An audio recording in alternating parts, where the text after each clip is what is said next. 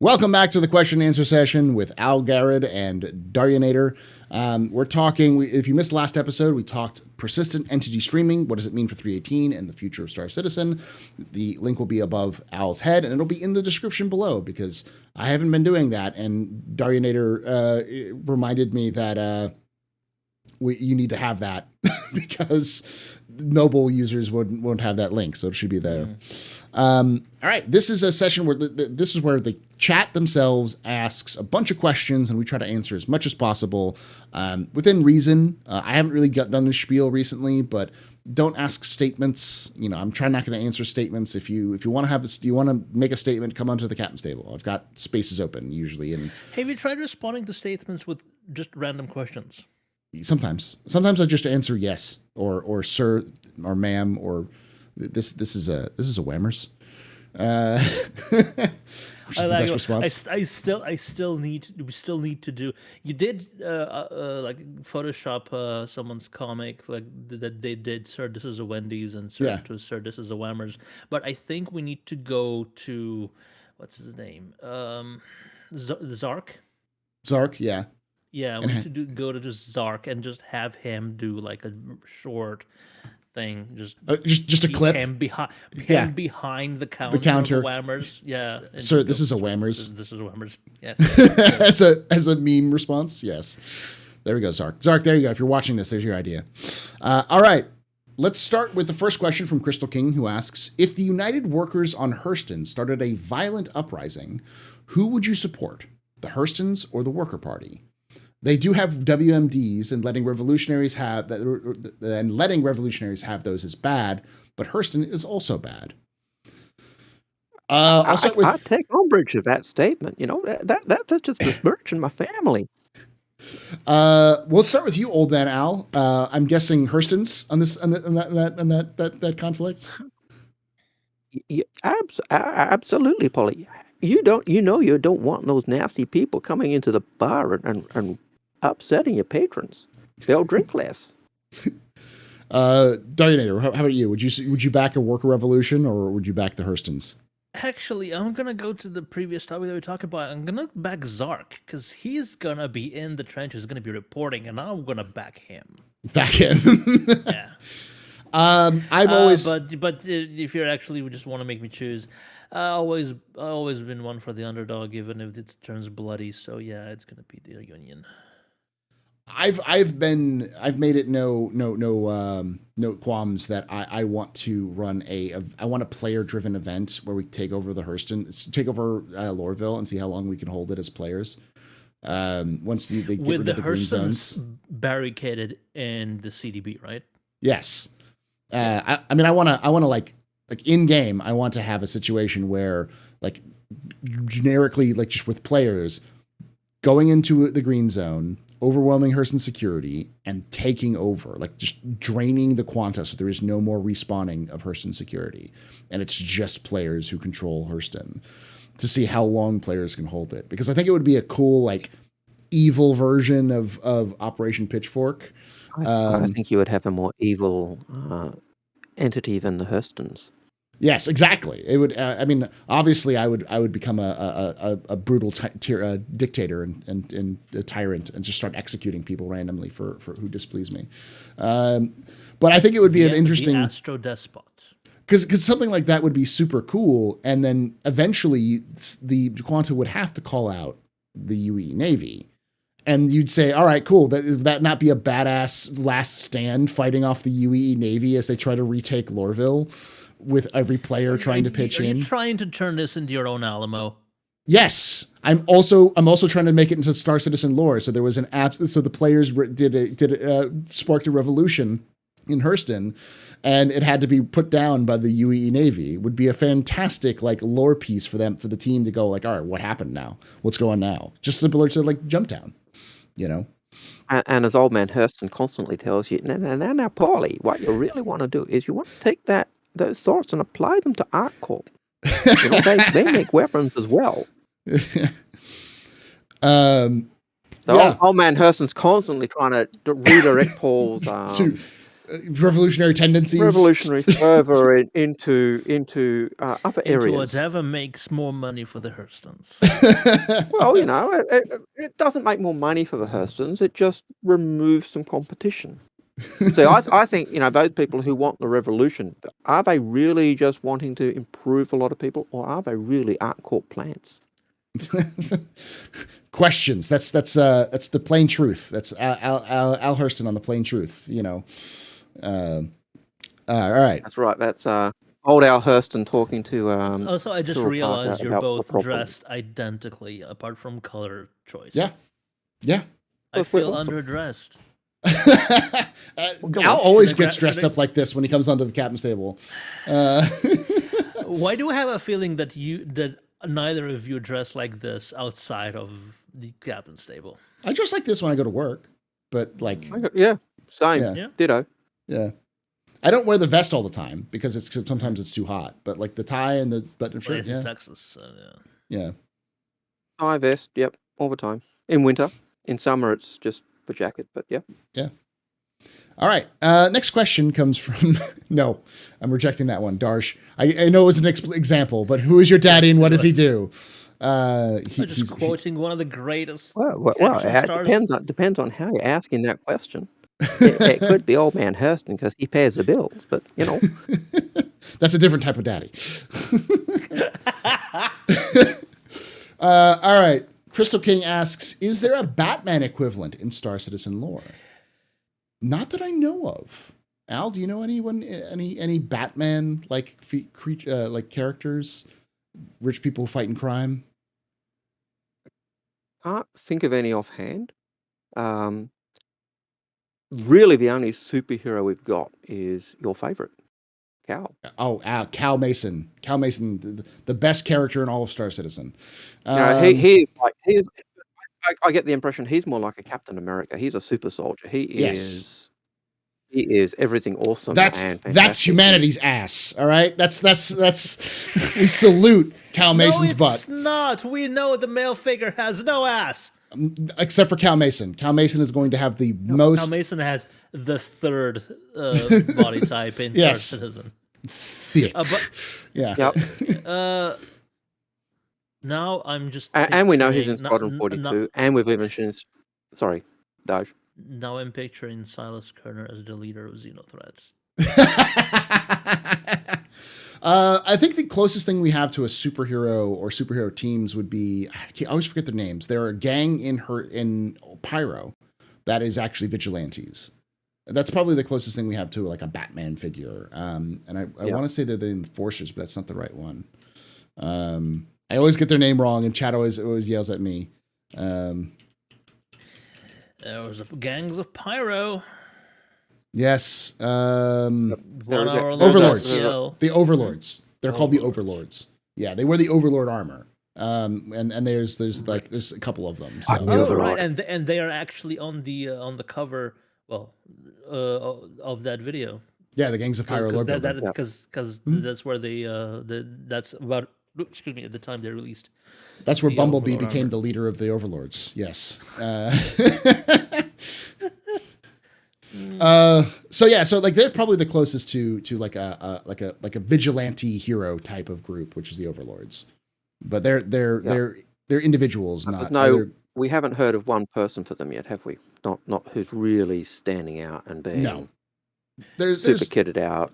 I think there's like 6 of them that are like the leaders of them, but they're all like equal leaders. There's like one leader which the fans voted on, but everyone else is still like the main focus. But no like Batman figure, They're like the Justice League without a Superman. So if they're like your Justice League, if Justice League was just Batman, all Batman. They need to recruit Cal Mason, so they've got Superman. Yes, and I'm pretty sure that that is Batman's like wet dream. The Justice all League Batman, is only Batman. Only Batman. All right. Next question comes from QPan, who asks, "How's everyone doing tonight?" I will Starsh? answer this with that's how I'm doing. That's third beer. That's how he's doing. It's my final one, so Yeah? it lasts me until the end of the show. So yeah, this is the The crash landing. Oh yeah. unless we go really. Ooh, nice. I'm Oh, always a like sucker cans. for good art on cans. See, it's the Airbus. Yeah. I could see those being those type, cans with that type of artwork being served in a high class pub. Yeah. Hmm. I'd love Well, to see it. you To Like CIG. you wouldn't have your. Your schmaltz. That's right. Yeah. Oh, Schmaltz. Schmaltz strikes me as the versus version of Bud or Miller Lite. Yeah. It's the versus version of Natty Light. Yeah, And Liberty Ale is some. It's something. Sam Adams. It's Sam Adams. So what's your crappy export beer? Yes. Schmaltz. I mean, Budweiser's our crappy export beer. That's the one we. Yeah, but we get the export Czech over version, so we don't Yeah. get that here. So- No. Which is For stupid. us, it's- Which is stupid because the Czechs own the American Budweiser, but they don't make the Czech version of the Budweiser in America. No, because Americans don't want it. They want fizzy water with alcohol. I had No, we Bud don't. Light, I had Miller Lite, I had Natty Light, Yes. this has more flavor. This has more flavor. Go ahead, So Al. for Australia, it's the VB. Such a waste. Yeah. VB's our VB export. long neck. Yeah, that's our export. Okay. It hasn't made it here. God. Oh, that's okay. I'm trying to think if there's any American beers here, but I'm Or is it in my Foster's? local supermarket, no. But in Foster's or VB? I can't remember actually. Foster's to be is the one honest. we get. Foster's is the one that. All right, Foster's is our crappy crappy. Yeah. That's our crappy export beer. Export, yeah. It's so bad I'd forgotten the name for a while. It's the one that you don't even serve in Australian pubs, kind of thing. All right. Al, how are you doing today? This morning I'm doing well. It's now 9 a.m. So yeah, we've been quite nice. And yes, I did chat. I'm aware. It's Foster's. Yes, Yeah. It's I terrible. forgot. Because haven't seen it for so long. He blacked that out of his mind because of how bad it is. That's right. I'm doing okay. I'm getting over Corona, so it wasn't a mild symptoms for me, so I wasn't that bad. But you can probably hear it in my voice and a little stuffed up. But it's mostly just it's as bad as like a mild allergies for me. At least you're good for like 3 months now. Hopefully, unless it evolves again, and then December. I got my fourth shot just a couple of days ago, and I asked for my parents because they are currently self-isolating with the corona as well, after 3 doses, and they told me that they don't need to come in for their 4th one for 3 to 6 months. So, Yeah. All right, let's go to the next question. We've recently. Go ahead, Al. I was going to say we've recently just had the 2 new strains that come through Australia. Which why does it always start with you guys? well, it didn't. No. I'm pretty certain the 2 strains we got are the ones that Giles talked about were going around in England like 3 months ago. Oh. It's the other island. That's right, the upper island, the little island. Not the continent. Not the continent, no. Yeah, and not the country. Yeah. All right. Next question comes from Alex the Droog, who asks, "Do you think alien politics will have much influence on the UEE?" I'll start with you on this one, Darj, and then because Al and I have our own opinions. So It should.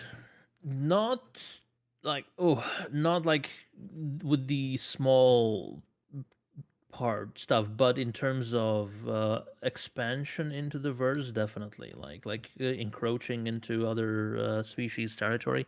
Well, I mean, it's something that humans do very well, but it would definitely it should come into play when it comes to trade routes. Like if for instance the Xi'an suddenly decide that a system that we've been using as a shortcut is currently off limits because of something that they've been dealing with, that's gonna disrupt trade routes. But I don't think it should matter that much in terms of the micromanagement of human systems, like stuff that happens inside Stanton. Al, what do you think? I think it does. Already? Yeah. I think my view is that Leilani Addison was actually funded by the Xi'an. My black books conspiracy theorist. See, Tyrrell's not the only one who can conspiracy theory. I think that she was funded by the Xi'an. She's a Xi'an lover. She wanted to make our ambassador to the Xi'an a Xi'an. She's so deep in the Xi'an pocket that we have sold our soul to the Xi'an. We are just a puppet of the Xi'an with her in charge. I retract my previous theory that Silas Kerner is the leader of Xenothreat, and I put forward a new theory that Algared is his leader. His leader of Xenothreat. Al's got a theory about Xenothreat too. He thinks they're all ex-Mezer soldiers from the Mezer regime. I think that actually makes sense. Yeah, that's how they would actually get access to all the military hardware, like the addresses. Yeah. Like ex-soldiers used to fight for the Mezers. And it may explain where Fiona went. Yeah, she's the secret leader. So that man who's walking around and saying things, that's not a man. That's a woman with a voice. And it does sound like a digital altered voice as well, doesn't it? Yes, it does. Yes, but so full Princess Leia. Yeah. The armor is very masculine, and we need to look at the butt. We need to look at the butt. Look at the butt. If it has a butt, and they deliberately don't show us the butt. No. So but they don't show us the butt. If there is a butt, it's a woman or Cal Mason. Cal Mason, yes, because the male and female models are very, very, very, very distinct in this kind of situation. Yes, it's this or this. That character's wearing heavy armor, so how can you tell? This is true. So. Yeah, the heavier the armor is, the less the differences come through. Mm-hmm. Yeah. No, but also I had a question. Are we counting Tavaran as an alien species when it comes to this? Are we talking about alien politics? Alien politics. Yeah. I think the question is more in the spirit of like the Banu, the Xi'an, and the Vandul, because the Tavaran aren't really an alien government. They are part of the UEE. So the Vandul are driving the UEE military. So wherever the Vandul go, the UEE military goes, and so that is why one of the reasons why there's so much lawlessness. We talked about this in UEE space, because the military has been forced to thin out their ranks and move over to the front where the war is. And then with Tavaran, you've also got the Tavaran in the non-aligned systems. I can't remember which one it is, but there was a law post where you had letters home, I think it was, where the Tavaran was talking about how he'd been mistreated, went to the other settlement because he figured, yes, I'll give my daughter choices. She won't be picked on by the UE. And then he realized, hang on, this is not a nice place. They're corrupting the Rajora. Mm-hmm. And so he's come back. And so you do have the Tavaran actually influencing the politics. And you've got Soj, my favourite Tavaran, one of my favourite characters, also in and influencing UE politics and trying to make it the Tavaran are more closely entwined. And so do you say that's not influencing our politics, or do you say it is influenced? So you could say if the Tavaran that aren't the branch of Tavaran that aren't acting as if they're incorporated into the UEE are starting to influence UEE politics through figures like such Kosi, then yeah, definitely. And of course the Xi'an are using trade agreements to influence human politics, because whatever makes them more money, the Xi'an are basically like Hurstons, but as a species. So yeah, okay. That's scary because I was about to say the same thing, Daj.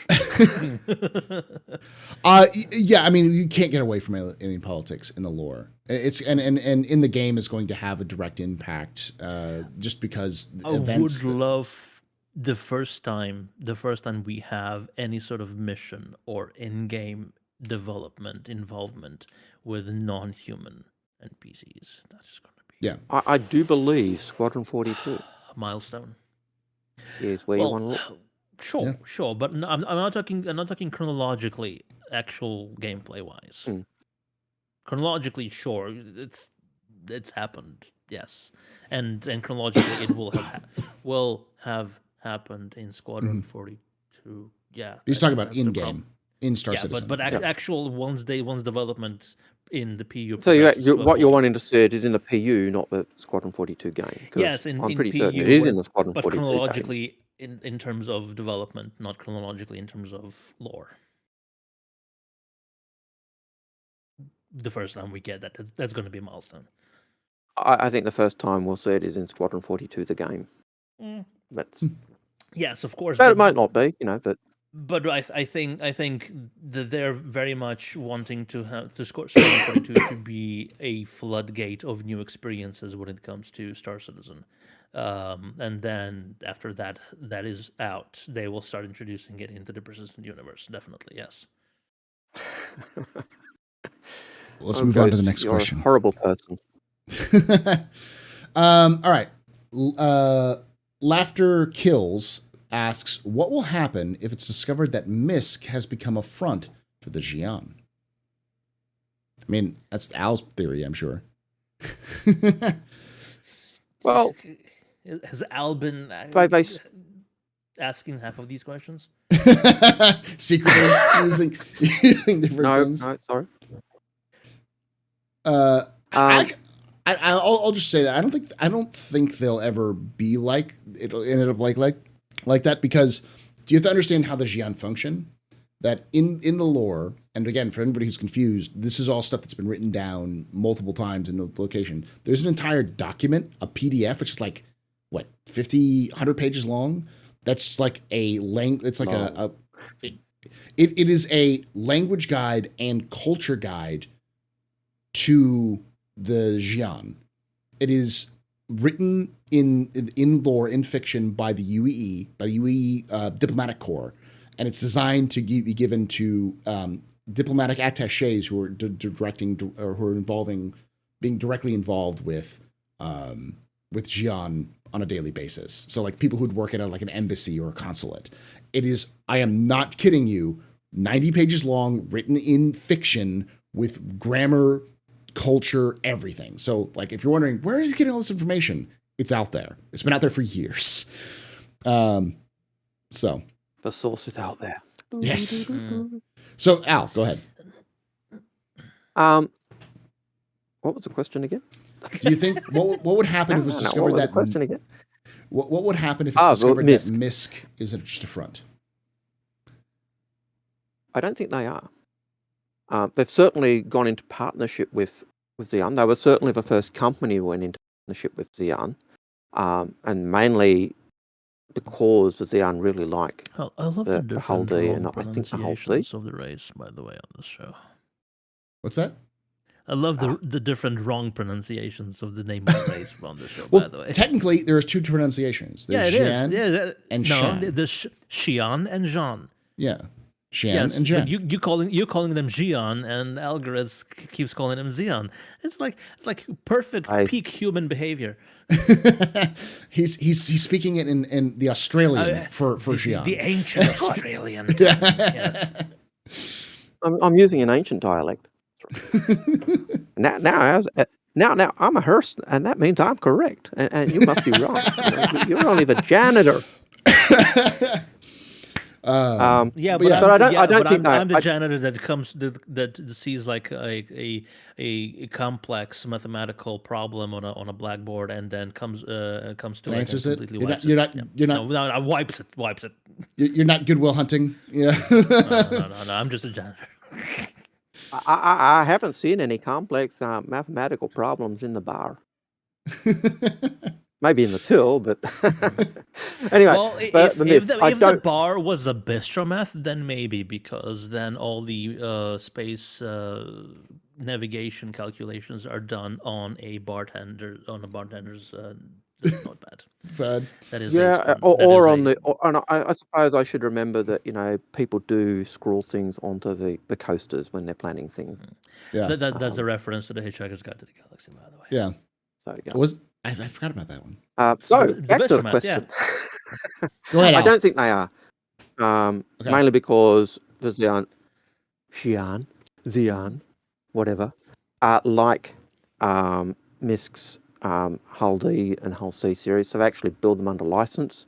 And the Freelancer is supposedly the first ship built with their tech.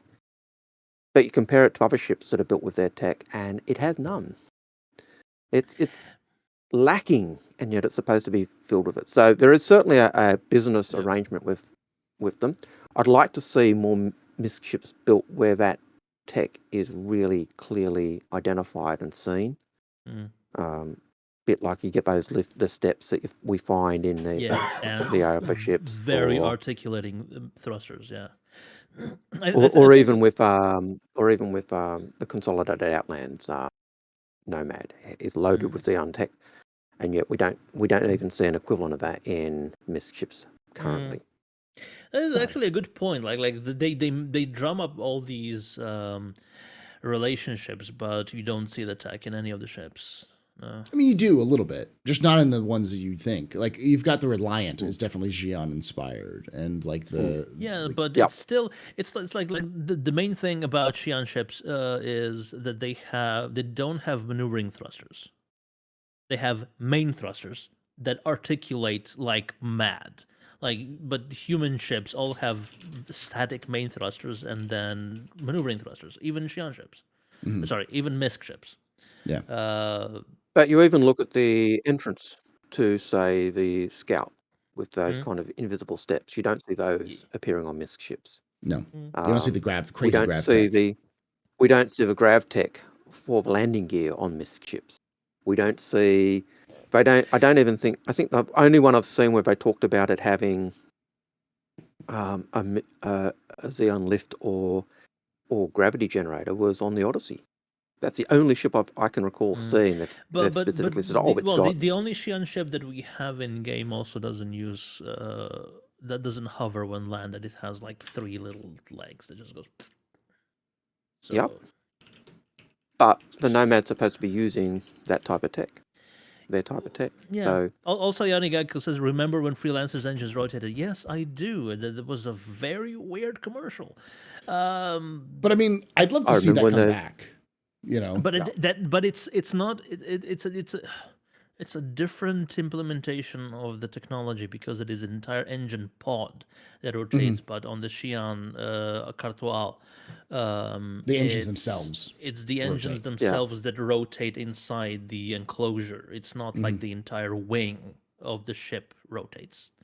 Yeah, but I mean, it makes it more vertical, which is kind of more the Xi'an style as well. It's trying to make it more vertical, like the verticality. And it makes it impossible to land because the entire thing is like this, where the landing gear is up here. And it's like, hey, Raiders.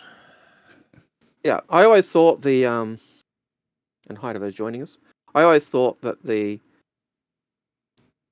Cartoal. I always loved the Cartoal because it was named after me. Because Cartoal. L, yeah.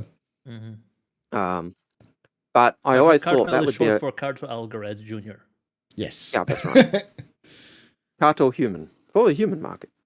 But I always thought it would be an ideal ship for people using joysticks, just because of the way the engines worked, as opposed to the other ships where so 6 degrees of movement for Cartoal was like the perfect. I haven't flown the Cartoal in a while, but does it accelerate in all directions equally? I think it does. I don't know if it's modeled like that, but I think it does. It should because that is like the thing about Xi'an engine tech. If all the engines can turn in one direction, you would think that they would be equally strong in every direction that they pointed in. But I haven't flown the Cartoal since I took it through a Arena Commander racetrack years ago, and we're probably talking That was 3, 4 very. patches ago. I love doing that because it messed with your mind's eye about where your ship limits are. Because every time I went, like almost every time I went through that first checkpoint, I blew the bottom spike off. Because you were flying too low. Yeah. It really did change the way you almost. I always found I almost had to go through to get the feel in third person, to get the feel of where I had to be to get that idea. It was. I think the Santokiai is going to be a lot better for that, for racing. Yeah. It's bigger, but it also doesn't. It also doesn't have that size. Kind well, we don't know whether it's got that size yet. It could. Oh, yeah, that's true. It could be just like huge. Yeah. Let's move on to the next question. I'm going to agree with Al on this one. Pretty much the same thing, which is like. I think MISC is just incompetent. That's what it is. Yeah, MISC is just they get taken for a ride. Because like the Xi'an's like, here's all this cool. We're gonna give you all this cool tech. Sure, just give us give us all the patents for your ships. And they're like, yeah, sure. Here's our patents for our ships. Give us cool tech. Okay, here's nothing. Good luck, son. You know. No. I'm pretty sure they were given access. I'm pretty sure they were given access, but then the MISC engineers looked at it and were like, what the fuck are we supposed to do with this? Nothing fits. It's gonna take us decades. But what gets me is the freelancer is supposed to be loaded with Xi'an tech. Their tech. Yeah. And it doesn't look like it. Oh, the only MISC ship I can think of that specifically has their tech and has a lift that doesn't have, and the gravity generator is the Odyssey. That's the first time I can recall ever really seeing it specifically said. Even the Reliant doesn't even have the steps, those invisible steps. It's just, yes, it's got the look. Yeah, but it doesn't have the that's what technology. It is. It looks like it's supposed to have the tech, but when you look at it closely, it's human tech pretending to be Xi'an tech. Yeah. Mm-hmm. Yeah, and you don't see it, and you don't really see that until you get the Odyssey. We don't know. We don't know what the actual in-game implementation of the Odyssey is going to be. And it could be. There is some tech that's in the Razor, and obviously the rotating and like the engine, how the engines work on the Reliant is similar to, because it is basically two engines that rotate fully all the way around. Because that's when it stops, it turns all the way around and stops you. That's why it has to. I think they just do 90 like all VTOL. But it's ships. Still. Yeah, I haven't taken that out for a while, so it's a bit hard to recall. Yeah. All right, let's move on to the next question, because we've still got 26 questions, and I had to pause redemptions. God. And we're still 30 minutes in. We've answered like 3. Yeah, 30 minutes in. So. And you were worried it wouldn't go long, Daj. Okay. Question from Outlaw Knight Zero. Outlaw Knight Zero asks, do you think PES will come all at once or be piecemeal like the Quantum rollout? Yeah, I think it's piecemeal. Yeah, we talked about this in the main tier, video. Tier 0, Tier 1, Tier 2, just like I do with everything else. Yeah, and the question is more what will be in Tier 0, what will be in Tier 1, but we won't know that until they get to that point. Yeah. So especially when they create technology that's meant to replace something else already in the game, they first make sure that the experience of the game doesn't change when new tech is in, and then they start building on top of it. Yeah, and it just makes sense. Like if you put everything in at the same time, and things break, which bit's broken? So if you do it piecemeal, you can actually, especially when it's something you know is going to have such a big impact, you do them piece by piece, and you can actually fine tune them and polish them. And that's my non-developer mind seeing how you'd approach it. But this is gonna have to have a disclaimer. Like all the Captain Stables have to have the disclaimer. We're not game developers. I will give you the disclaimer that Board Gamer gave us many years ago when he was on the first time, which is the Captain's Table. We don't know shit. None of us know anything. None of us work for CIG. It doesn't even matter if we were game developers. We don't work for CIG, so we have no idea what they do. So we are working off of the best information we have. Yep. So All right, let's move on to I the like next. to think on top of the information, but still we're only operating on the information they give us. We're which at is best much. we're at best talented. At best, we're talented amateurs when it comes to this sort of thing. So, And since we've got so much lore, it does mean, those who delve into the lore and give lore content and talk about the lore and debate the lore of what we've got often Yeah. probably have more information than we do on development. yeah, lore is. I mean, So lore that's is, why you should. watch. It's Lore a lot. Citizen. That's why you It's a should lot. watch Captain's Table. It's a lot and Paul's easier to channels. write something in text than it is in code. Yes. All right, next question comes from Windlord, who asks, which of the following games do you think might prove competition for Star Citizen in the future? Beyond Good and Evil 2, Starfield, Dune the MMO, Squadron 42, or none of the above? I'm going to start with this one because this is a common question. It's a good question, but it's a question that comes up a lot whenever another space game is announced or comes out. No space game is in competition with each other unless they're the exact same game. When it comes to, say, Beyond Good and Evil 2, it's a single-player experience. It's a also narrative. It also doesn't exist. No, they stopped developing it. Yeah. Yeah. They've all but out. they haven't fully confirmed it yet, but it's been in development for a long time, and it's been in a lot of problems. The Dune Starfield is a single-player Skyrim experience. It's not designed. It's Fallout in space, which is not a knock on it. No. It's what it's trying to accomplish. And they've even been like, this is what we're trying to accomplish. We're not trying to accomplish anything else. The Dune MMO is likely not going to have much of any of the space elements. It's much more going to be like, what was that one? Conan Exiles. It's a bit like Conan, but on Arrakis is what it's going to be. So. Very limited in its scope. Though I don't have, to be fair, I haven't fully investigated into it, so I don't know if they have planned other things. And Squadron 42, which is definitely interested in the MMO. Yeah.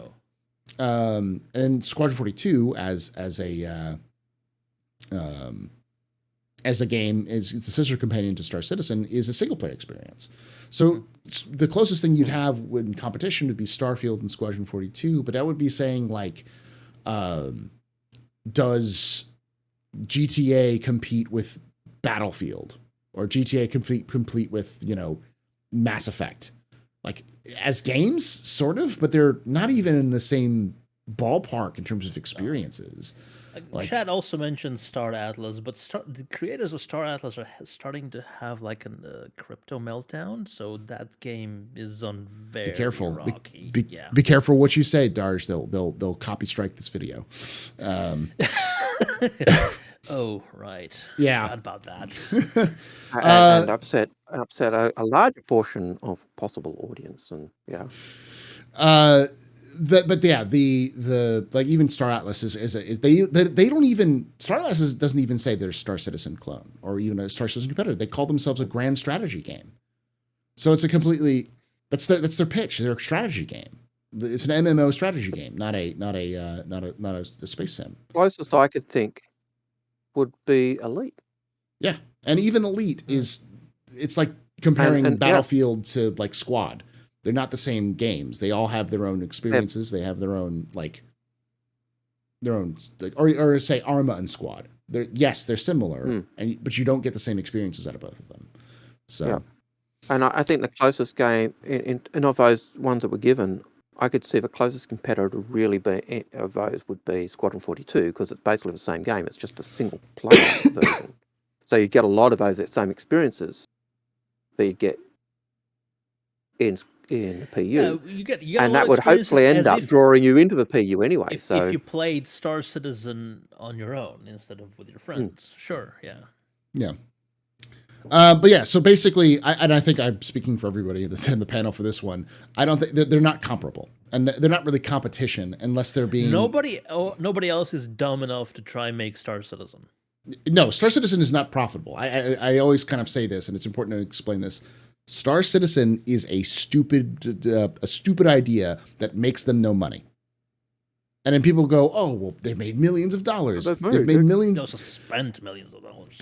Yeah, have you any idea how much the new studio in Manchester costs? Oh my god, their burn down is insane. Like Go ahead, Al. I was just going to say, just look at the number of people you employ. You know, you employ upwards of 1,000 people. That's, even if you're paying them the minimum wage, that's still a massive chunk of your. But they're not. And they're not. Almost everyone, No. the CSG that I talk to, they say they're very well compensated for the work they do, above average in terms of industry. Yeah, and even after they've left, which goes against, yeah, and that goes against what you hear the naysayers against Star Citizen saying. But even if they were paying them the minimum wage, that's still a crap ton of the revenue they get in through ship sales, through ship sales. That becomes a bit of a tongue twister. It's one of the reasons why. And then you've got the offices as well. Yeah, just the operating costs are probably massive. And that's one of the reasons why server rental and just the costs for doing things like renting or buying materials, like say a computer breaks, they got to buy a new hard drive, they got to buy a new infrastructure, all that sort of things, infrastructure, and making sure that their entire infrastructure runs like server side. So every developer has access to the new builds. You know, all the data being transferred.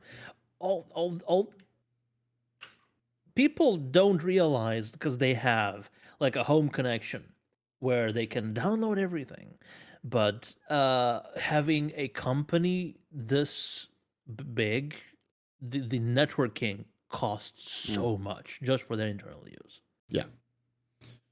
But my point being, and I think we all can agree on this, is that like Star Citizen as a whole needs Squadron 42 to exist in order for it to continue, because they need that cash influx in order to keep this burn rate up as they're going through. That doesn't mean that everything's on fire and everything's bad right now. It's just one of the reasons why they're focusing on Squadron and not Star Citizen exclusively is because of those sorts of things. And so as a result, no game company is stupid enough to make Star Citizen because of how expensive it would be. And two, none of those other games are direct competitors because no one wants to make a direct competitor for Star Citizen. They're similar genres, but unless they're being released at the exact same time, like their release schedules right next to each other, then there's not really that problem. So speaking of funding, I have unfortunate news that July of 2022 was not best July on record. So the streak is broken. No. It's broken. Makes sense. Finally. Yeah, July of 2020 made 5.3 million, and August of 2020 made 5.3, and August 2022 made 4.9. It was second best August on record, but still. What new ships did we actually have in July? Nothing. Yeah. And yet it's still the second best. Every other time we've had these big months, we've always had those new ships come in. So it was probably also one of the lower activities of the month. Summer is usually slow. August, September, October. Like October 2020 made 1.5 mil only. So but funding like a lot. Go on. Sorry. No, just saying funding is still looking very good. Like 2022 as a whole, is like looking at 2021, but you're stretching everything out like by 50%. I think it's very likely we're 2022 is making 120 million in money. And I think one of the big things we saw in the last few years is that shift between IAE and Invictus as being two big sales with small little things in between. So they started focusing more. They started focusing their money making. I don't want to call it schemes, but ventures into in-game events. So instead of having them spread out over the year, they try to focusing more in terms of what they can put into the game in sort of events like IAE and Invictus. Yeah, May and November. Because May made 20.7 million. Yeah. Which is big for that. Blew it out of the water. All right, let's move on to more questions because we're almost an hour in and we still have. I don't think this question was about money. No, it was about competition. Paul's getting concerned that this is going to be a 4-hour show, not a 3-hour show. Or I'm going to have to start cutting down questions, which is something I don't like doing, but sometimes I do. Or write in his book, "Don't get Darj an owl." Darj is always an extender, so no matter what. He has the note, "Don't get Darj and Vertigo on the show ever again," and he's done that. All right, so he's going to add to that. I don't think his notes mean Owl anything. and Darj, no. Owl and Darj and Vertigo, no. What about Owl and Vertigo? Have you had Owl and Vertigo yet? Yeah, I haven't had Owl and Vertigo. As someone in the chat saying 2.7 million is sod all compared to Amazon's 42 billion. But yeah, 420 billion. Yeah, that's kind of what we're saying, is that it's good for Star Citizen, but I mean that's not even Amazon. Amazon's a completely different like entity. Let's think about like something in the same ballpark. Let's say EA, another game developer. They probably made close to $1 billion that month alone in mobile game sales alone. Like Star Citizen doesn't make shit for money compared to what's other that games. game that's neither Battlefield nor Call of Duty? Squad? Similar. No. Oh god. They recently come out with a new game, and just with the microtransactions in the first month made $1 billion. Are you talking about like is it a They made a new game that was a battle royale. Xylo played it a lot when it came out. We're not talking about was it from is it the Titanfall 2 people? It from Gaijin? Battlefront. Battlefront. Battlefront. Okay, yep. Yeah, that one. When they released that game, the new one, in the first month after release, they made $1 billion, which is more than twice that Star Citizen made in the past 10 years. Yeah. And that was on their microtransactions, was it? And Diablo, oh my fucking god, Diablo Immortal, just, oh my god, it's a mobile game! And it makes billions of dollars. Yeah, that's the point. That when you talk about like competition or you talk about anything, it's like that whole rabbit hole goes down to effectively no one is stupid enough to try to copy Star Citizen because no one can do it except for Star Citizen. It's the question is still on the bag if CIG can pull it off without going broke. Yeah. It's getting better. Year after year, it's getting better. The chances are getting better. But and then second of all, like none of the games are close enough in terms of genre to really mimic it. So, all right, let's move on. Remember, we got stuff to do. I'm gonna cut it off and move on. I'm gonna pull an execute and go. Let's go. Go for it. Windlord asks, which feature are you most looking forward to coming to Star Citizen from Squadron 42? Idris, the Javelin. There you go. Yeah. All of them are going to be the same. Yeah.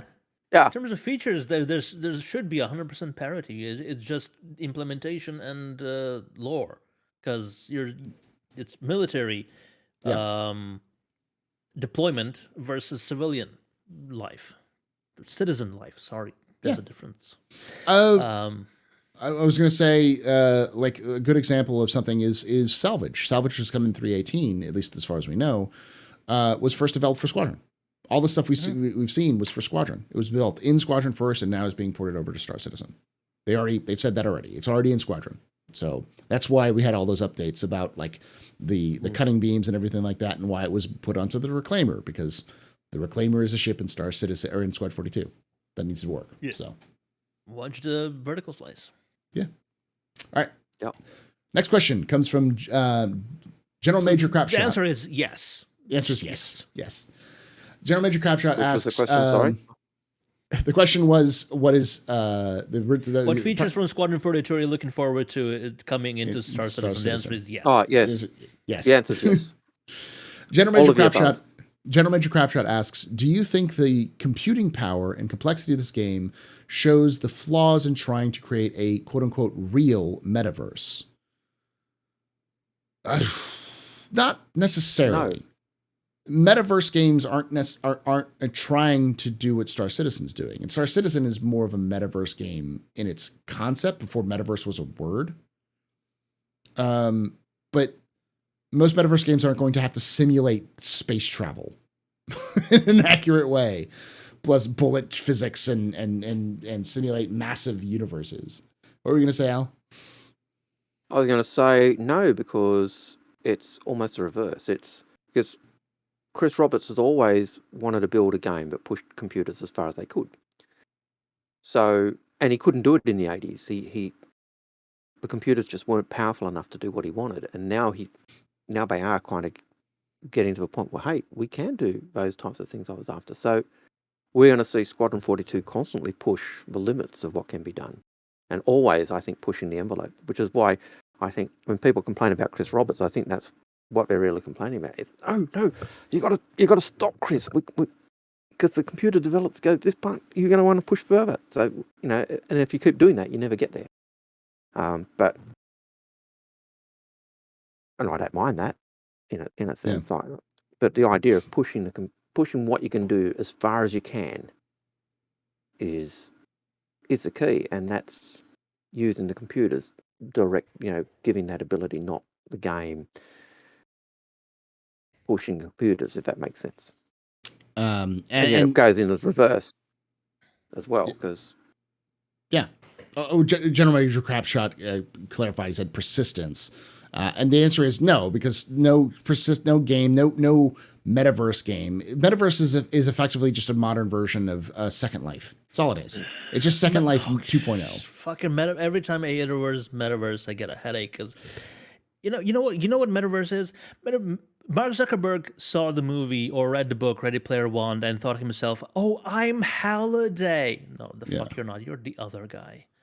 But I understand the concept, but at the same time, you're never going to, like, for instance, you're never going to see NFTs in Star Citizen. That's just not something that any of the developers I've talked to are at all interested. In fact, they've been ridiculing NFTs and to a certain degree crypto for years. These are not developers who are interested in that concept. And so since Metaverse is heavily built off of Web 3.0 or whatever it's called, that kind of idea won't happen. But in terms of persistence, a lot of the stuff that CIG is doing is nothing, like the persistence itself isn't that complicated. The issue is persistence and mapping it onto the landscape of what Star Citizens were trying to do is what's important. That's the complicated part. What Metaverse games do is just you have a back-end server that stores this information. You just pull it out of the back-end servers, and then you just do what you want to do. So, yeah. Another difference is that a metaverse is basically a world that you make whatever you want it to be. Star Citizen is still, even though it's a sandbox MMO, it's still going to be curated, and it's going to be story driven. So it's going to be a world that CIG wants you to live in. It's not going to be a world that you create, which is like the metaverses. You live in the world, and you might change the world slightly, but you will never be able to create a plan. Or he says, I mean, the limitations of computing power. Unless you succeed in. He's saying there's limitations of computing power versus the human mind and real concepts. I mean, you're always going to have limitations of data storage. It's just the universe. There's not an infinite amount of data storage. There is a finite amount, and there always will be. The concept of a metaverse being in one-to-one real life is silly. It's beyond stupid. It's never going to happen in the human race. The closest you'll get is games like Star Citizen, which are trying to go as close as possible with limitations because they're games. Yep. But they're very well Alex, aware of those limitations, and they're not trying to. Go on, sorry, Daj. Finish off. Well, I'm just saying that they're very much aware of those limitations, and they're not trying to make themselves seem like they are creating this new revolutionary experience, because they're not. Yeah, because they know they're not.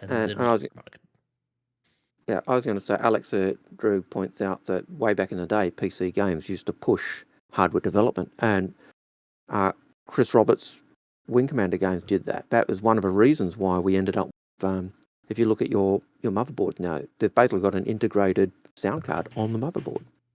Now, I can remember way back in the day when you built a computer, you bought a sound blaster to put on the motherboard because the sound, the integrated sound on the motherboard was 8-bit sound, and it was games like Chris Roberts' Wing Commander where he had the movies, and if you wanted to play the music and you wanted to hear the sound really well, you needed to get up, and over time that just became I the standard remember at the industry thing that was time put on motherboards. where if you wanted to watch the cinematics, you had to put the CD in the front and you had to plug your headphones into the audio output of the CD so you could hear that part, and then you had to swap it around to listen to the game sound effects that were playing on the 8-bit soundcore thing. I may not look like it, but I'm probably as old as You lucky bastard. Crapshot, if you're going to ask about the gowns, and then ask about the gowns, don't ask about whatever you're talking about. I guess what he's trying to say is, why are we trying to simulate real life? Why is CIG trying to simulate real life when they know they can't do it? And the answer is they're not trying to. Gowns aren't necessarily meant to be, and I don't know why people get so hung up on the damn gowns. The gowns are fine. It's just the gameplay around the gowns, why they exist and what they're supposed to be for, doesn't exist in the game yet. Eventually, there'll be a way to get rid of them in a meaningful and obvious way that will not clog up the servers. And CIG did what they always do, which is they implemented a cool feature before it was ready to go into the game. And before they had all the features they were supposed to, see prisons, see just about half of the damn game in the first place, because they wanted to, because it was cool. And it gave them an interesting problem of trying to clean it up. Yeah, and it gave them an interesting problem of how do they fix it. That's all it is. They're just trying to use it as a way of gathering data of where players dump shit, and then they'll exactly like empty clips and cups and all the other stuff. Yep. All of this is telling them very much like which areas of transit they need to focus on the cleanup on, and which ones are fine to leave where it is, because they eventually, at the end of the day, they have a limited processing power on the back end, so they need to know where to focus it. Yeah, and right now, when servers crash and everyone accepts that a server crash is going to happen, that doesn't matter. But in the final game, that's not acceptable. So they have to know where they could do the cleanup. And they even said they're going to have cleanups happen. They're going at a certain point. They're going to say this thing's going to get cleaned up. The issue is just dialing it in. They don't want to dial it in too hard early, because then no one will leave anything anywhere, because it wouldn't work like that. So they want to find that nice sweet spot. But that's a process. So and they've got the Omni Crab that can go clean up stuff on a planet. So if you've got a moon that doesn't have the Omni Crab, feed the planet with, or seed the planet with Omni Crabs, and but there's also options you could do in terms of dealing with criminals. Give your low-grade criminals community service. You must collect 100 gowns or 100 empty. That's 10,000 UEC worth of junk. Yes, just find 10,000 UEC worth of junk to get it. And then put it in the trash compactor, So, the trash compactor on the detention level. I'll finish up the discussion by saying, I think there are people who misunderstand. CIG is going to have a cleanup service that's just going to clean up gowns on the ground and garbage. They're going to have them. It's going to exist in tier 0. It's just they don't know exactly how to tier it, and they want to have some ability to leave some stuff around so that people can leave stuff around and go pick it up, because it can get a little nuts if you have a cleanup service where it's you put your beer down, you open up your Moby glass, and then the thing called your beer while you were looking at your Moby glass. They don't want that, and so there's going to have to be some persistence in there before cleanups happen. So yes, and okay, it is Omni Crabs, not Omni Crabs. Shoot me, it's just like Execute saying Hoppy-Light or Hopper-Light or Hopolite. However he says it. We had a little bit of a drop there in terms of drop frames. It happened on Discord too. Yeah, I don't know why, but it's fine. All right, next question. Stop sharding so much porn, Paul. But how am I going to get my disgusting alien porn without using torrents through backhandle? Now, Paulie, are you using Hurston the internet for wrongful purposes? No, of course not. I'm infiltrating the workers' union, and they have. I should check if I'm not torrenting all the they're passing messages through. All paused. They're torrenting. They're passing messages through through big booty alien bitches magazines. So I have to go examine every single one of them personally in detail. All right. Unknown Guardian asks, do you think if PES really brings up the performance increases like we hope it does, will enemy AI have to be rebalanced because we see a lot of them like SEAL Team 6 bunkers? Yeah, definitely. We're going to see if the second we have better performance, the AI is going to push our shit in hard. It's just going to happen. But I think people will learn how to deal with it. Yeah. Well, there'll be the esports gamer tryhards that are going to complain when they make them too easy, and the mission types are going to have to be. They're going to have to start being ranked like the dogfighting missions are, like VLRT, LRT, and stuff like that.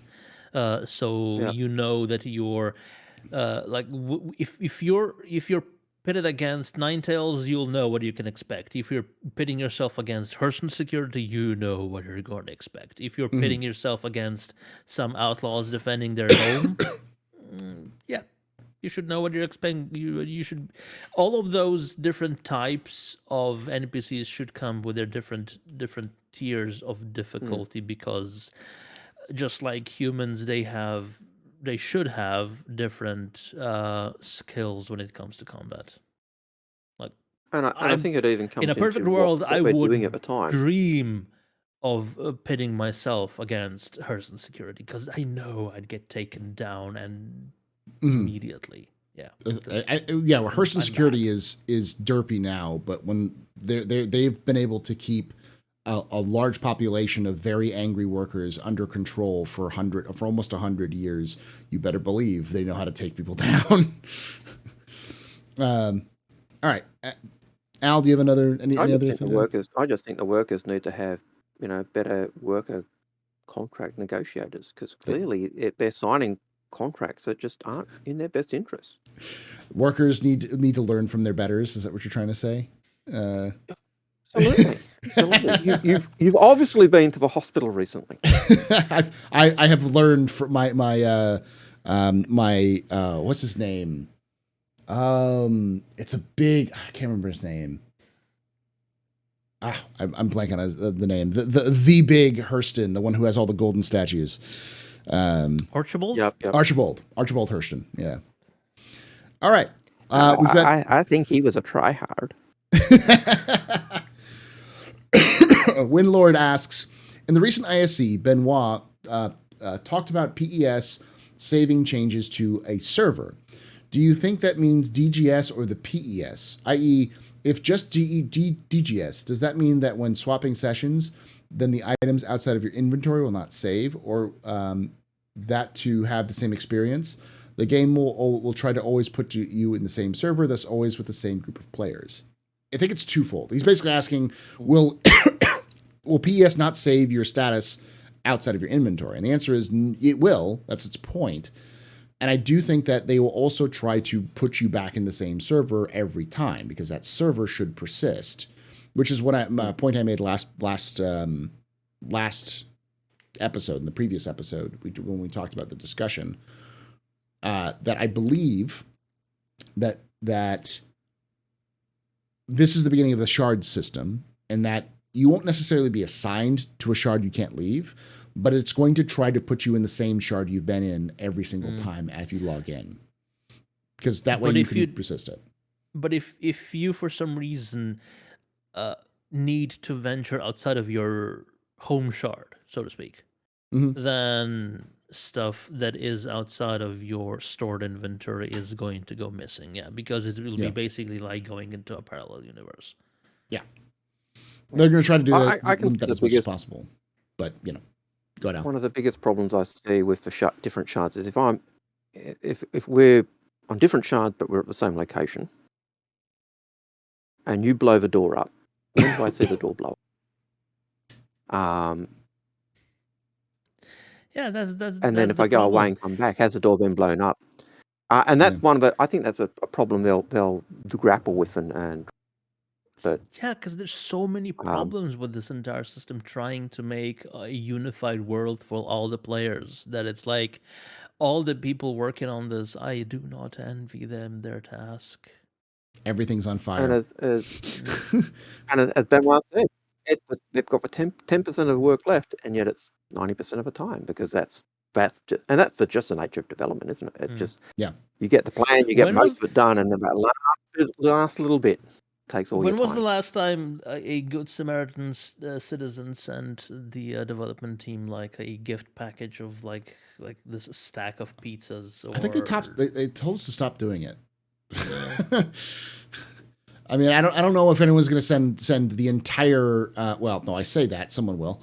The entire Manchester office, all 700 individuals, all 1,000 individuals in that office, a pizza. That sounds like a hell of a job for a pizzeria. 1,000 people. All right. Next question comes from Windlord, who asks, can PES ever properly work before dynamic server meshing? Yes. It has to. Dynamic server meshing can't work without PES. It's the opposite. Yeah.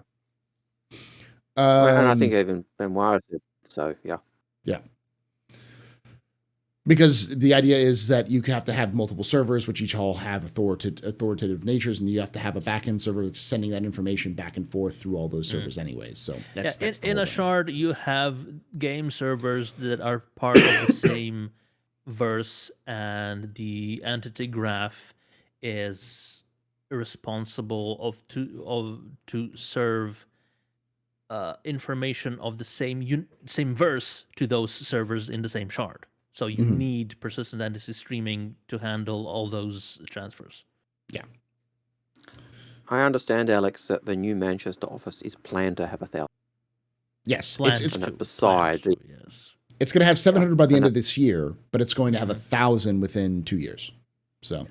Yeah. And they're building with the space to grow, and that's beside the LA office, the they haven't built it with the space to Montreal grow. offices. No, they think they're already looking for other locations. Are they? All right, so there you go. They don't have they're planning for 1,000 people there, and they're still looking to grow. Well, that's scary. There are, like, Austin needs a new office. Frankfurt needs a new office. Actually, building into a new office. Frankfurt has a new office, and they're moving in momentarily. Yeah, and LA needs a new office. All the Austin and LA offices need to be included. I talk with. You can ask Jake this. I've talked with Jake about this. Jake can't go to the office. He has to schedule his time to go to the office because they don't have enough spaces. They have to share desks because there's just not enough space. And I've been to that office multiple times. They have like 300 people, or not 300. It's like 100 plus people in that office, and are like in that studio, and they only have space for like 60 at best. In that office. It is not big. So if we're understanding right, the Manchester office will go up to about 1,000, 700 at them. The Frankfurt office is already at capacity, and they're going to a new place. The LA and Texas offices both need, and Austin offices both need new places because they're bursting at the seams and can't fit everyone. I don't know about the Montreal offices and I think it's Turbulent. I think they're pretty new, those ones. So they're probably in the same position. And those are the only ones where we don't really know, because that part, I believe, is handled by Turbulent themselves. It's not under CIG's purview. The actual staffing. Yeah. All right, and the main question was, in that PES's function does not really make a difference until SM is implemented. It does, because right now the DGS preserves all the information, and when the DGS goes down, all that information is lost. But with PES, all that information that would be served on the DGS is now being put in the back end in the PS. It's being saved. off of the simulation server, so that the simulation server can only have to worry about the players. And one of the reasons why server performance is so shit is because it has to save all this information. And the more stuff that gets spawned and added and happens on the server, the more and more entities that have to be counted until that server just crashes because it can't store all that information. And that's why you get derpy AI. Whereas if you go to a brand new fresh server, you get tons of really good AI that will kill you if you're not paying attention. But all the items are cleaned up. So they're There's not 50 million gowns everywhere, or exactly cups, or so with as long as nobody's as long as no one's in Hurston, say in Lorville, those gowns that are in Lorville don't matter because they're all stored in the PES with PES. So it should improve performance everywhere else. It's just if that one person's at Lorville, then everyone else is screwed because that server's going to take a dump. So it will improve. We talked about this in the previous video. Episode. Go watch that. Yeah. Right up there. All right. Yeah, right You're going to have to do the card 2 times now. Yeah, I will. It'll pop up again. Times. You're not. It stays right. It stays up there though. It stays up there. But you can make it pop up like ding. Yeah. He needs it to not just be there all the time, but to flash. Yeah. Warning. All right, next question comes from Laughter Kills, who asks, how will players react to long quantum times in Pyro, keeping in mind that many players lament traveling to and from Orison? Paul, you will know this. Pyro, in the long run, isn't that big, is it? What's the biggest system? Killian? And how much bigger is it? 196 AU? Mm-hmm. And Pyro is... Yeah. Pyro is 13 AU. What they really need to do is go and watch an Info Runners episode called Hurston is Teeny Weeny. Yeah, or Stanton is Teeny Weeny. Yeah. Sorry, not Hurston. That's going to be. Sorry. I was just that Hurston mindset. Just I am Stanton is what Al's saying. That's right. But yes, as I kick ArcCorp into the sun, I am Stanton. So there was a time when CIG and Chris Roberts mused on the maximum quantum drive speed being of 0.1 speed of light because he wanted space travel to be meaningful, to properly portray the vastness and infinite vastness of space. But then the lore team decided to make star systems basically 100 times larger. And then if that sort of speeds where even traveling in Stanton is at shore would be kept in those systems, you would be traveling for days in real time. Mm-hmm. So yeah, this is why we have quantum drives that approach 1C. Yeah.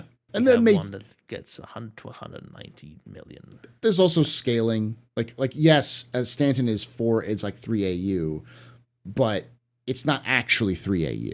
It's scaled 3 AU, and there's scale. AU, we've talked about this. AU is the distance from the sun to the Earth. Yes. And whatever in-game distance from the sun to the Earth is, that is an AU. It doesn't matter how many kilometers it is. It's exactly. And so that scale may be different because these planets themselves are scaled differently than they are in reality. And the distances between them are so when we have Sol in game and we know the actual distance in kilometers between the sun and the Earth, which is going to be different than whatever out there is. And I'm pointing out, as if we're not living on the Earth. Yeah. Then we'll know how much AU it is, and then we'll know sort of yeah, but still. But I think people talk about Pyro being really big, but again, Pyro is teeny weeny in comparison to everywhere else, and so it's closer to average, but it's on the smaller side of average, But I think one of the things that'll affect that is games. So they'll have the mini games, and we've got things like chess in the MSR. We've got backgammon and chess boards in the 890. We've got the need to repair ships. We've got we'll have sure. We'll have things to do on the way, yeah. Mhm. But I don't think Yep. relying on chess or fucking solitaire is the way to go. You would need to have a meaningful gameplay. Yeah. Yeah, but I think having those things there is a good thing. But you're going to have things like repair ships, polish the Making handrails if you're on a Hurston ship. Yeah. making the trek be worthwhile is on the onus of CIG. So here, let me insert this. I think what CIG will do is they'll ensure that no gameplay is going to require you to travel across the fucking system that's worth any, and if it is, that gameplay is going to be worth a lot of money. The reason why they're cagey about doing things like giving us a ton of money for certain missions is because they're trying to judge what players are trying to do and how players do missions. They've talked about that in the past. There's very rarely going to be a situation where you have to travel from one side of Pyro to the other side of Pyro exactly. Like, how often do you go from Hurston or from Oris, or from, what is it, Microtech to the other side of the exact opposite side of Microtech, one of the L point stations, right? You never do that. Yeah. So it's the same thing with Pyro. You're never going to go from one side to the other. So will travel distances suck? Yes. Will they be longer? Yes. But right now, travel distances is a few minutes, like at most. You're going to still see like 5-10 minute travel times, and they'll have things for you to do to engage, and also they'll have things like being pulled out of Quantum by pirates or by monopolies or some other things which will interrupt the process upon you flying. So, and I really do hope they don't do that too often, because I know that people will use those space trips to take a break, go make a coffee, and if you do it too often, your player base is going to have a meltdown. No, but you also have it's to. got to get that balance, isn't it? Yeah. Yeah. You also have to consider what sort of, like compare it to real life. Nobody commutes. Okay, I'm not gonna say nobody, but in terms of statistically speaking, nobody commutes from New York to Beijing on a daily basis for work. You have captains of freight ships that take weeks to go from China to the US transporting stuff. You have people that take weekly trips from Los Angeles to New York via plane. Sure. And that's going to be a thing in Star Citizen, but most people keep themselves to a tiny ecosystem, and they're going to be around a planet and its moons, where it's going to be very, very easy and very quick to travel between. Yeah. Most missions will take you to a planetary system or around shortly nearby. If you what we have right now, if you have a mission that when you're at ArcCorp and you have a mission that you have a bounty, like not a bounty, but like a certification mission that takes you to Crusader, that's a bug right now, I would say, because it's not supposed to take you all the way across the system. And even if it is, it's a single mission that's designed to gate you before getting a bunch of other missions, which you then have in local spaces where you get there. It's like it's supposed to be a big. It's supposed to be a big gateway. So yeah, it's going to take you. You're going to have to put in that effort because it's a reputation boost. Like that. Those are the sorts of missions. It will happen. I mean, it is going to happen, but it's still an effort. It's not supposed to be the main source of income for most people. It's for the adventurers. It's for the people who want to push the boundary. Yeah. Sorry, Algared. I just think it's just like any MMO where you're changing location. You've been working around this area. You've done the quest, and then there's a new quest that sends you off to another area. And that's kind of how I see those ones that move you from, say, ArcCorp to Crusader or Crusader to Microtech. You do those, and then there'll be ones that'll send you off to Pyro. Here's my contact in Pyro. Go over there. You know, Sure, but that is like to expand no, not to expand, but Yeah, to it expands to your gameplay and yeah, experience. sure, And no, but like to transitions your gameplay from one location yep, to another. But it's not like one quest takes you from ArcCorp yep, to Microtep to Hurston and back because Yeah. someone wanted to have fun. yep. Yeah. No, I think Dell in chat, Dell, I gotta get his name, Dell something or Ener. other. Yeah. Just the last bit. Dell NR. Del Enar, He yeah. said, he said, I thought that Sergi basically wanted to hang around the planet. And that does fit very strong with what when we had Sandy on Inforunners a while ago. We were asking her what was her favourite ship, and she said, "Oh, the Carrack." And one of the reason was, and whether she was a law-abiding citizen or a pirate. And she went, "Oh, I'm a pirate, because I don't want." She likes the idea of being able to explore and go where she wants. Okay. And so that does fit in with that idea of the CIGC, and that will basically live around it, and then there'll be other people who will go, and go other places. And I can see that. I want to be able to go and explore everything. And you look at what 70% of players wanted back then. Currently, my ship is the Carrack. That from the ships released in game, that I feel like would be the perfect base of operations for me to like. They even spent like months trying to come up with a name for it, and I'm really pissed off. The expedition with CX, ATX, no, CX, CX, yeah. Pisces. The name is broken. It doesn't show up. Yeah. Because I. All right, let's move on. Yeah, so But certainly yes, it is that everyone hang around here, but there will be people who want to go exploring and go elsewhere. So I'll add one more thing to it. But the Carrack is also supposed to be able to be self-sufficient in terms of transportation. Yep. It's not. Yeah. It's not like you're going from truck depot to truck depot to truck depot, but you just have to refuel. But you're supposed to go out there for a long time and make your own quantum fuel for. I don't know how, but yes.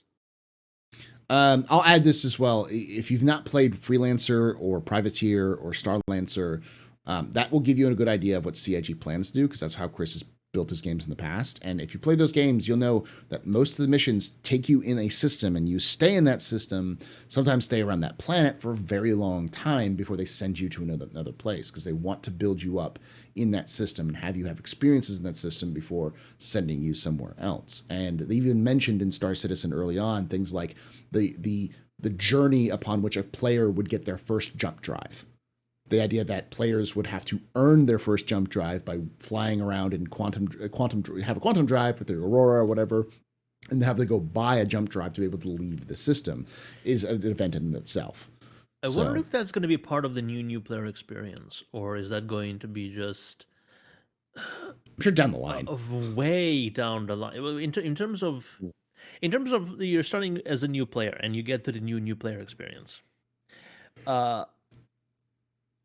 The jump drive, I think, when you find the webpage, it's going to be like now play the game for like 6 months until you can afford a jump drive.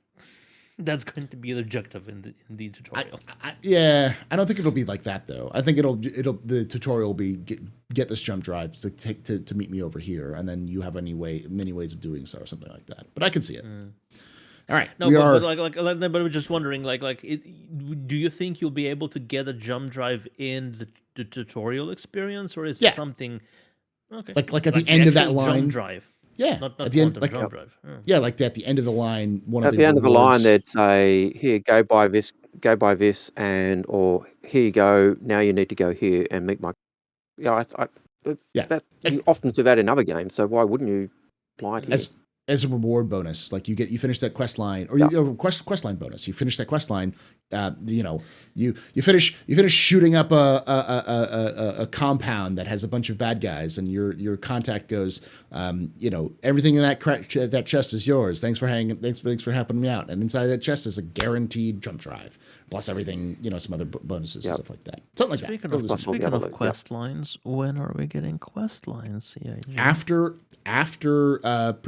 the actually, this is the good one, because they actually talked about this recently. Well, they had it in their progress tracker, which is dynamic mission systems being worked on right now.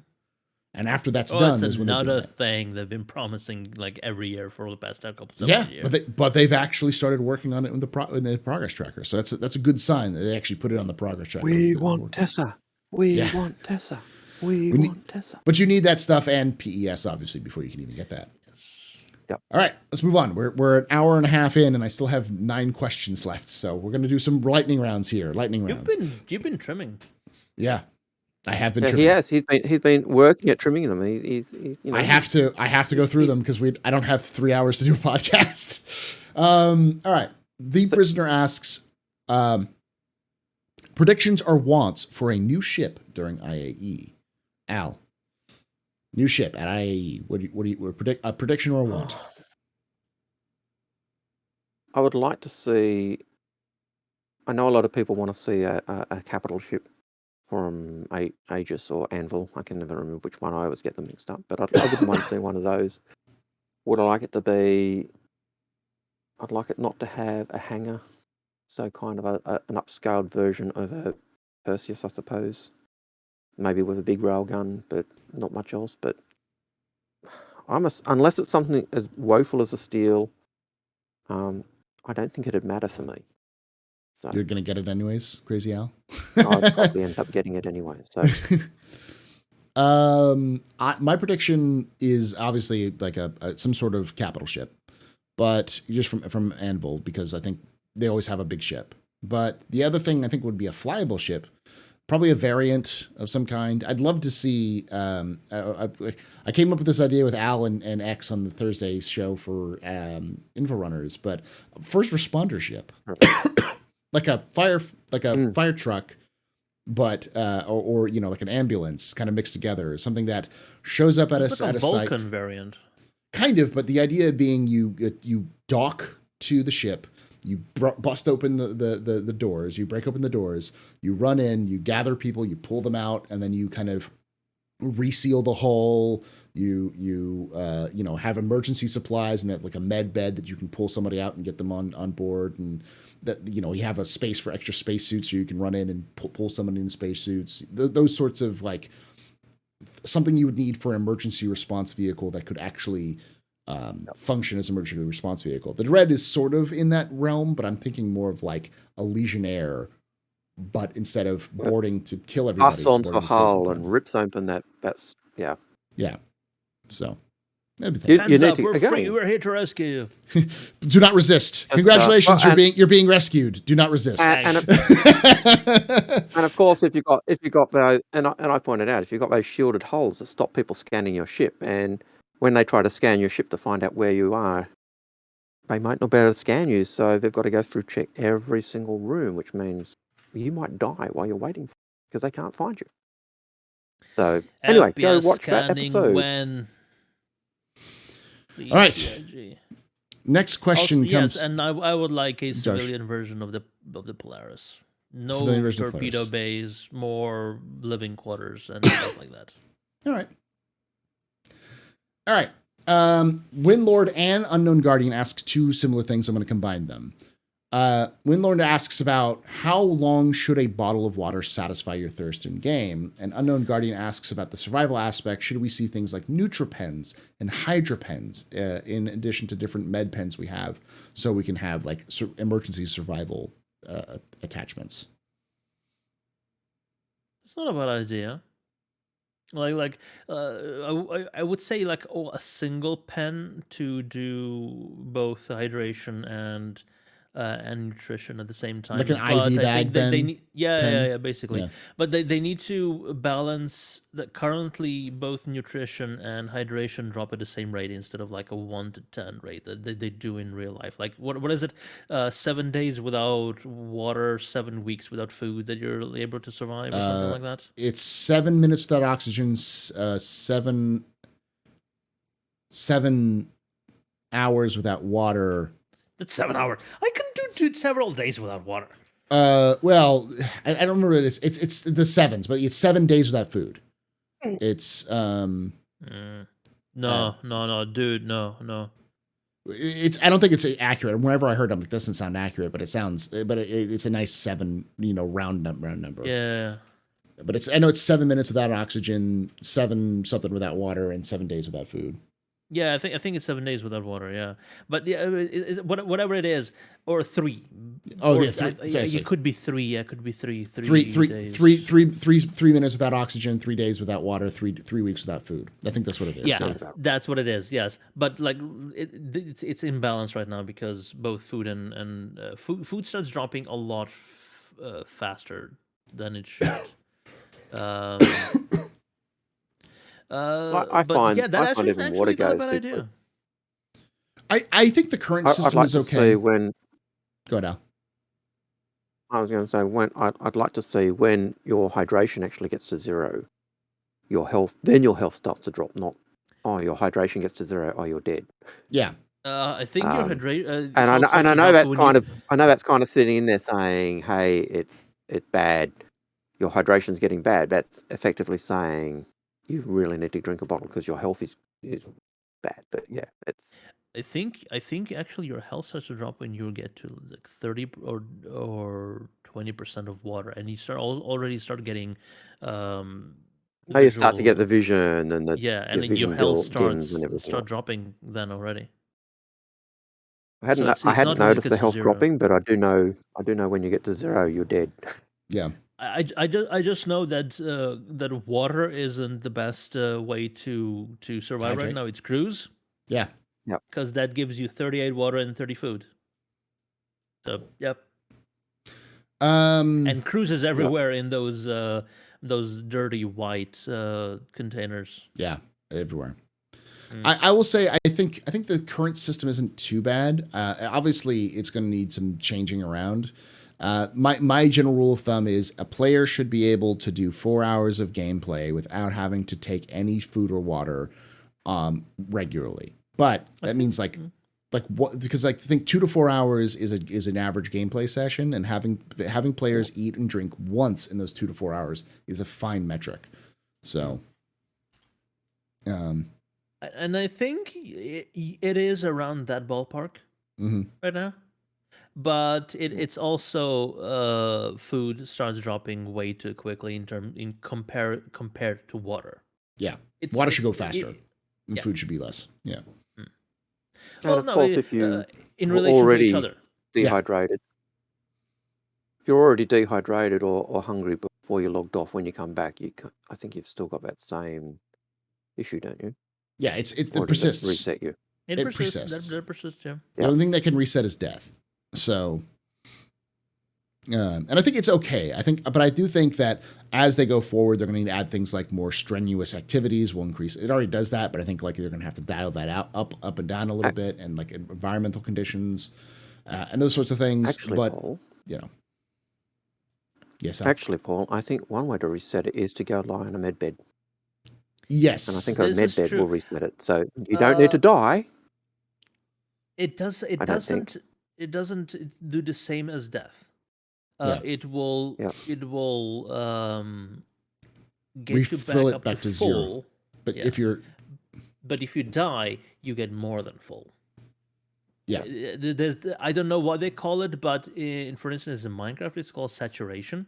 So it's basically like you can get up to 200%, and you don't start seeing the bar start dropping until you reach 100, and then it starts dropping.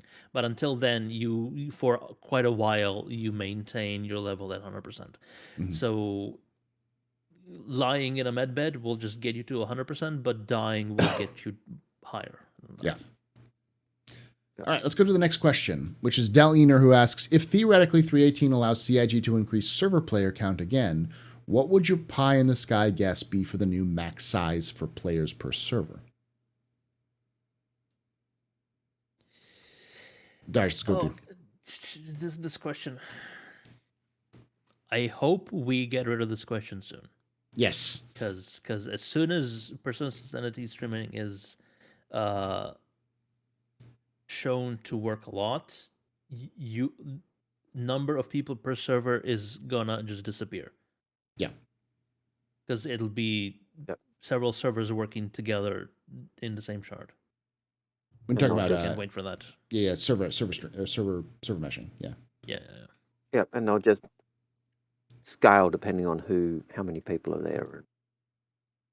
So Um, yeah, I think at least initially with 318, I would give a good guess of.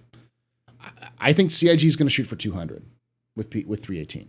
I think they're gonna try to increase the player cap to 200 in the PTU, and if it does the same performance as 100, they'll keep it because they've been gone up to 150 before, and it's been fine. With PES, it should reduce the load. Right now, further. they stabilize at about 120, depending on if there's an event running or not. Yeah. But yeah. But the problem is, and here's the deal, is that PES is effectively a single shard. And the CIG needs to a single server and a single shard. And CIG needs to tier everything so that if a player is in a single, or if the entire shard is in a single location on a single server, that server doesn't crash or destroy its performance. So whatever the amount of people you can and things you can get in a single location will determine how many people can be without having significant decrease in performance. Will determine how many people can be in a shard, because they always have to come up with the idea that every single player could show up at Lorville on the same shard. So even though they're mostly going to be spread out. If they all show up to like an event, they're going to need to be able to handle that. So in order to do that, they need to make sure that the PES, the 318 servers are as tight as possible, because that will tell them how many people they can have in that single location. So in theory, it could be 10,000. Even with 318, they could have 10,000, as many people as they need to in that area. In practice, probably not going to be like that. But I get what you're saying. You're saying like eventually that's just going to go away. So, I'm going to skip that question because we already talked about that one. Shampasta asks, when will we see persistent hangers? That is one of the things that persistent entity streaming is going to enable, and I doubt it's going to be in 3.18 with the first iteration of PES. Oh God, maybe. I've got to guess. Hope 4.0. Yeah, I guess it's 4.0. I think that's what they're going to shoot for. But I also don't think 4.0 is coming out until like September of next year. But are we talking persistent hangers as in like the hangers in a landing zone where you get moved out of the way for a new person to use the hangar door to get inside their own hangar? Or are we talking persistent hangars as in I can buy an asteroid in the Aeron Halo at this location and put my hangar in there and it'll be there forever? Yes. I think both. Persistent hangars versus personal hangars. Persistent hangars is your ship you always have a hangar where your ship is living, where you can go visit it, even if there's a hangar where your ship is living. But the other thing is personal hangars, and you need personal hangars to be able to have cargo refactor really matter, because you have to be able to like store cargo off of it. That's even the point. They even say that in at least the initial cargo thing. They said being able to store cargo in your personal hangar and other mentions of it. So I think persistent hangars is going to happen with PES. If you land in hangar 7 and you log out and you come back and you call up your ship, it'll be at hangar 7. No matter what, or it'll say, "Hey, your ship is in hangar 7. Go to hangar 7." You go to hangar 7, and it will probably still be the call up thing where it's like it'll always be in hangar 7. I think that's what they'll say with persistent hangars, but that doesn't mean you can store everything in that hangar. But that's probably going to be if you get a hangar 7 and a friend that's on the same server gets a hangar 7. That's just going to be obfuscating the actual location of the hangar, because if you push hangar 7, it's going to take you to your hangar 7. If your friend pushes hangar 7, it's going to take them to their hangar 7, where their ship is. Yeah, unless they completely go get away with the numbers and then just go personal hangar where this ship is. That's the second thing. Yeah, actually implement it in the UI, so it's personal, it's contextual instead of numbers. And certainly a while ago they did talking from memory, like 2014, they did talk about buying, the locations would actually have locations you could buy, and the closer you were to the awesomeness of the building. So if you wanted, if you were on Lawville, if you were out in Sticks, it was a El Cheapo place and everyone could get it. But if you wanted a place that was in Hurston Tower, you'd be paying through the nose to get that, and the monthly, and that would be a great. I could see them using those types of hangars as great UEE sinks, because you've got to pay the upkeep for it and the rent for it. And if you don't pay it, then it probably, like every other game, it'd go into an SQ folder where you'd have, we've claimed it, it's locked, you can't get in. And eventually, sold off, but your stuff is stored in storage until you buy a new place and it's dumped in there. But Yeah. Lots of possibilities and depth. That's why I believe they're going to move away from a numbered hanger system to a contextual hanger system. I think the only way that CIG is going to fully make it work with their current system is that you will have your contextual hangar, and then when you want to launch your ship will then be transported to like a launch hangar, and that will have a number on it, and you go to that number and you take off like you do now. But your personal hangar will be something. It wouldn't really matter what number hangar you're taking off or landing in if it's contextual. Is that the room that you land in is owned by you. And once the door closes, it doesn't really matter. It streams out which number. It's a separate instance that you are in, and then it's the same person can land in the exact same location where you just landed. And it's their once the door closes, yeah, it's gone. And as soon as it starts opening again, it'll be an empty box for another person to land in. Yeah, and then if my two people want to take off at the same time in the same, ships. Go ahead. Go down. Sorry, I was just saying. My problem is those with multiple ships. They've got a ship in their personal hangar. They've gone and put up another ship. They go to their personal hangar. Oh crap! Yeah. Do they scale up like the old? Can we scale them up like the old? And that is when actual location, like land claims, come into place, where you'll be able to build your hangar and build out like your old hangar of old. Yep. Where you can have all your ships stored side by side, and it's going to be a Silas Kroner ship museum. Yes. Mm-hmm. He owns several Zeuses, doesn't he? Paul? Sorry? Paul's checking his Instagram. Yeah, I was seeing something. You're talking about Kerner? Yes, he owns several Zeuses. Yeah. Several original Zeuses. So. He also owns the Red Crab, I believe, from the original trailer. It's rumored he has that ship. But, ship that not available because it was just a filler, but apparently he owns. Yeah, he owns that one. The what? The vertical. The red crab. The vertical red crab. Yeah. Oh god. That was in the original trailer. He's basically got every ship. So. He's the original Legatus. The original Legatus, yes. They should start calling them the Kerners. The Kerner packages. All right. Next question, which is from Qpan, who asks, should Best in Show be split up into smaller categories, like Best Explorer, Best Combat Ship, Best Vehicle, etc.? Yes. They have enough ships at this Absolutely. point, I think then you just take the best of those categories and you pit them against each other for Best in Show. Bingo, bingo, you're done. Yep. Those are the 16 ships you take it on. You need like a power of 2 categories in the end, so you can have a showdown in the end. Yeah. Every 16, the top 16 ships, everyone gets a skin, but it's but then the top 4 get something special, and the top 1 gets get something even more special. And the voting should be happening for each category, and then for each. And then whoever the winners of each category then goes head to head against each other. That way, more people get cool stuff. It makes more sense, and more people would be interested and engaged with that sort of thing. So, but doesn't that make more work? Yes, I also think it should be put in game and not on the website because I want to play a game, not a website. Whenever someone complains about the lore being like, "Well, the lore is on the website, not in the game," like I agree, it should be in the freaking game. I'm with you, and I do lore videos for like my content. And as people will know, if they've watched the Law Citizen podcast with Dave Haddock, they'll know that Dave Haddock would also like to see it.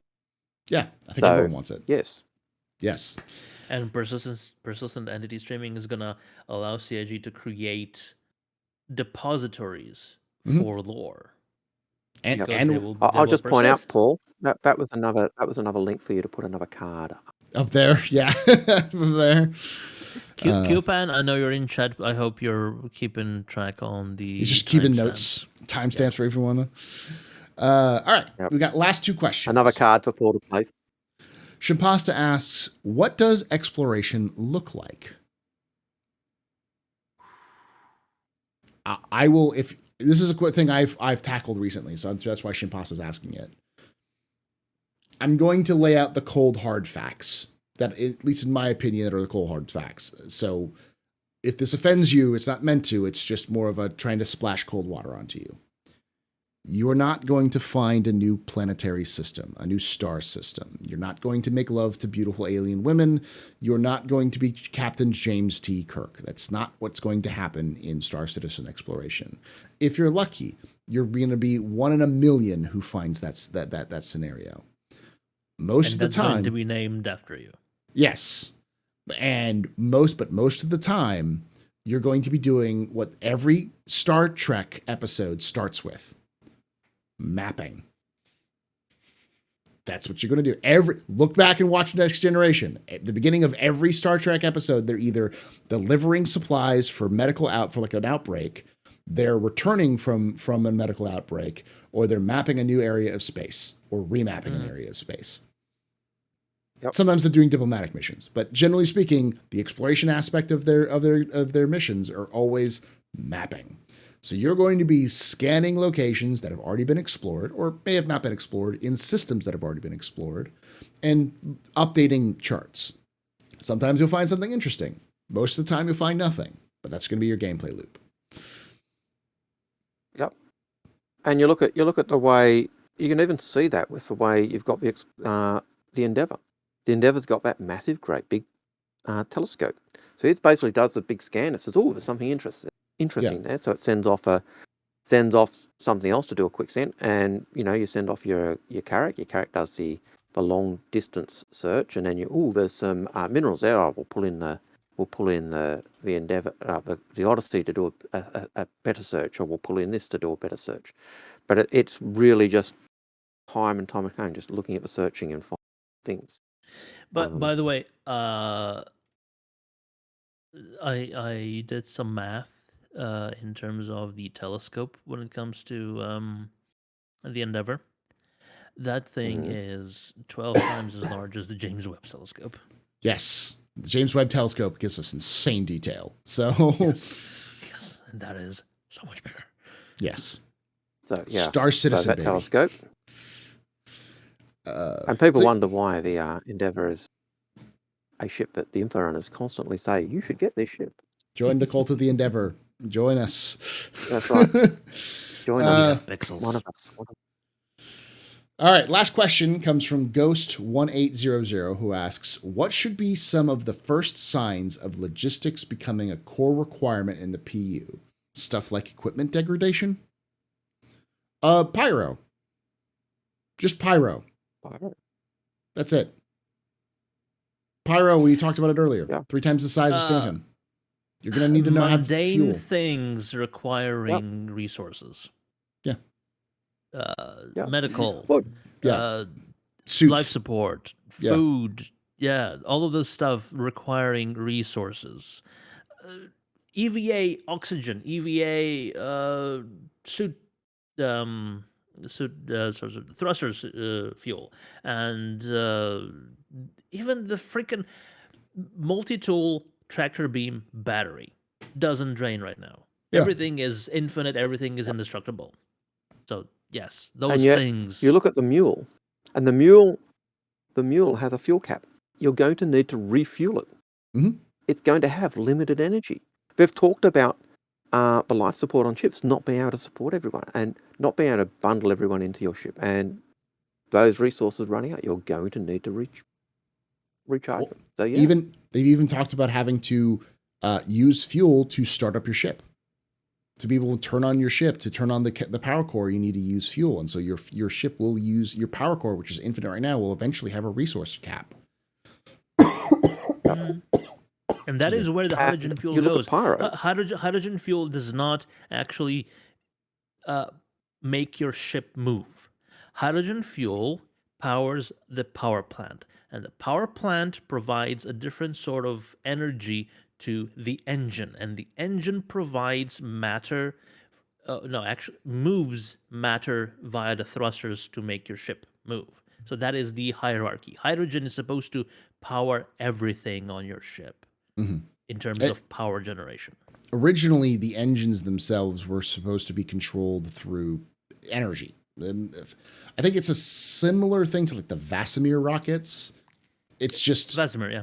Yeah, it's like a 900-year evolution of Vasimir, where you're not really using variable anything. specific impulse magnetoplasma rocket. You can look it up on Wikipedia.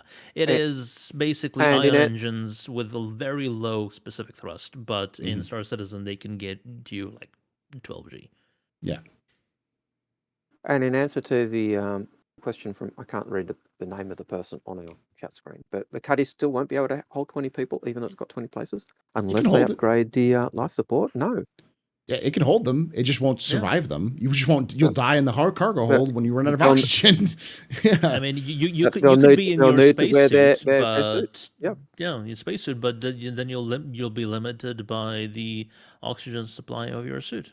That's why the Cutlass Steel is the dumbest thing it's- ever, and I love it. throwing 30 people in the back of a Cutlass, which is not designed to hold 30 people. It's like, that's a very short trip. It's meant for short upgrade trips. upgrade your life support system on the ship if you can, and maybe it will. It's a problem I've got with the Phoenix. The Phoenix hasn't had its life support system upgraded because it hasn't got its power plants upgraded, so it can't actually support that stuff.